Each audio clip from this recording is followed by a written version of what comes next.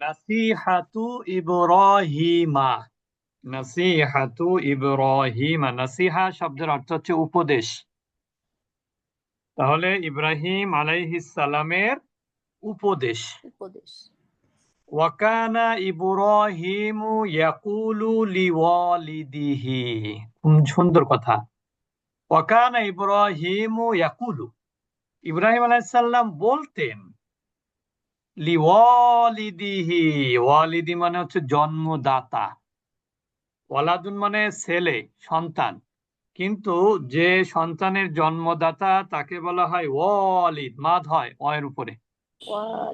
তাহলে লিওয়ালিদিহি, ইব্রাহিম আলাইহিস সালাম তার জন্মদাতা বা পিতাকে বলতেন, ইয়া আবি, হে আমার বাবা, লিমাযা তা'বুদু, আপনি কেন উপাসনা করেন, হাযিহিল আসনামা, এই মূর্তিগুলা। তার মানে, হে আমার বাবা, আপনি কেন এই মূর্তিগুলোর উপাসনা করেন।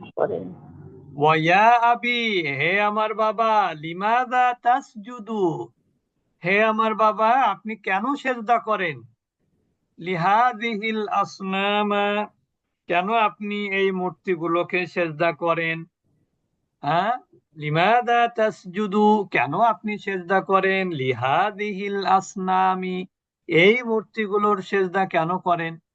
এখানে একটা জিনিস খেয়াল করেন, যেখানে সেজদা সেখানে লি, যেখানে সেজদা সেখানে কি লি।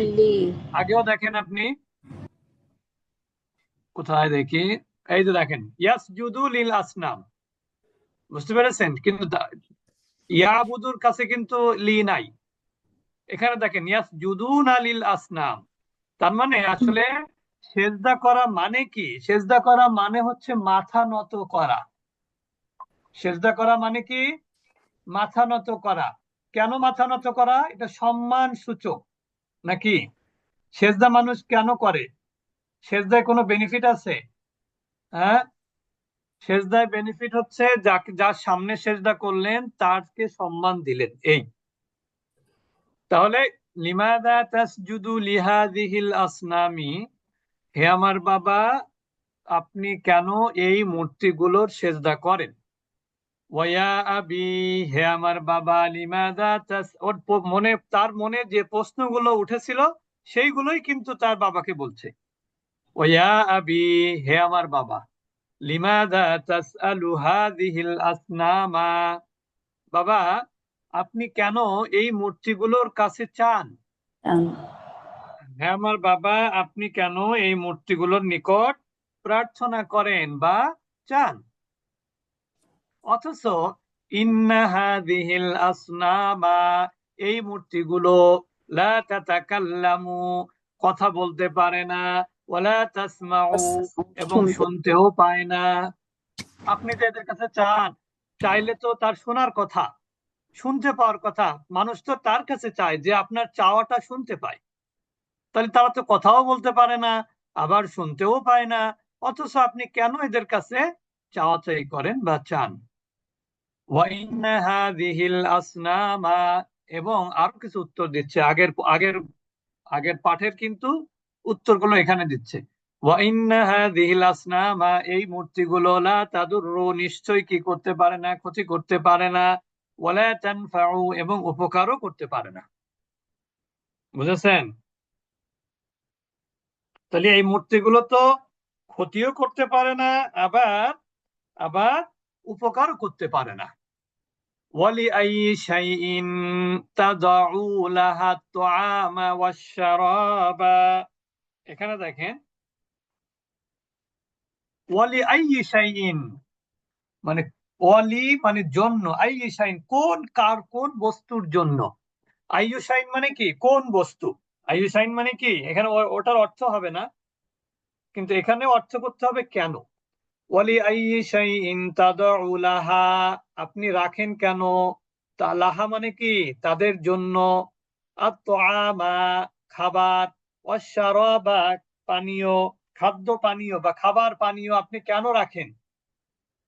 আপনি তাহলে কেন তাদের সামনে খাবার বা পানীয় রাখেন।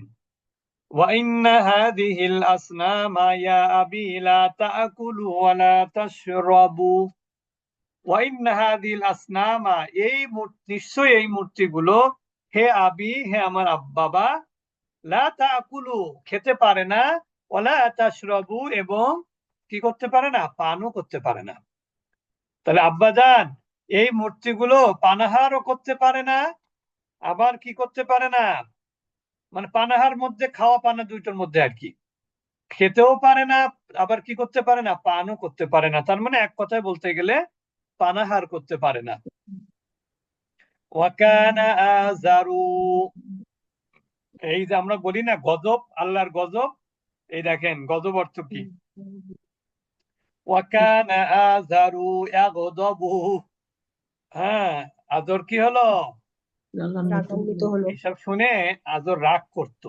আজর ওয়াকানা আযারু ইয়াগদাবু, আজর রাগ করতো, ওয়ালা ইয়াফহামু এবং বুঝতে চাইতো না।